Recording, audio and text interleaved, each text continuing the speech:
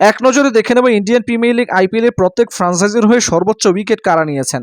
Kolkata night রাইডার্সের হয়ে সবচেয়ে বেশি উইকেট নিয়েছেন সুনীল নারিন ১৮৭ ইনিংসে, তার উইকেট সংখ্যা ১৯২টি। মুম্বাই ইন্ডিয়ান্সের হয়ে সর্বোচ্চ উইকেট নিয়েছেন জাসপ্রীত বুমরা ১৪৫ ইনিংসে, তার উইকেট ১৮৩টি। সানরাইজার্স হায়দ্রাবাদের হয়ে সর্বোচ্চ উইকেট নিয়েছেন ভুবনেশ্বর কুমার ১৪৫ ইনিংসে, তার উইকেট সংখ্যা ১৫৭টি। চেন্নাই সুপার কিংসের হয়ে সর্বোচ্চ উইকেট নিয়েছেন রবীন্দ্র জাদেজা ১৭৩ ইনিংসে, তার উইকেট সংখ্যা ১৪৩টি।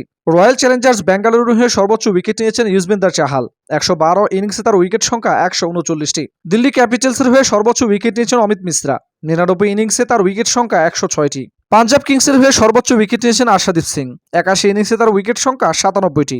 রাজস্থান রয়্যালসের হয়ে সর্বোচ্চ উইকেট নিয়েছেন ইউজবেন্দার চাহাল ৪৬ ইনিংসে, তার উইকেট সংখ্যা ৬৬টি।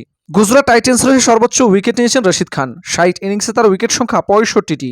এবং লখনৌ সুপার জায়ান্টসের হয়ে সর্বোচ্চ উইকেট নিয়েছেন রবি বিষ্ণই ৫৩ ইনিংসে, তার উইকেট সংখ্যা ৪৮টি। এই তালিকায় থাকা উইকেট শিকারী বোলারদের মধ্যে ইউজবেন্দার চাহাল একমাত্র বোলার যিনি আলাদা দুইটি ফ্রাঞ্চাইজির হয়ে সর্বোচ্চ উইকেট নেওয়ার কীর্তি গড়েছেন।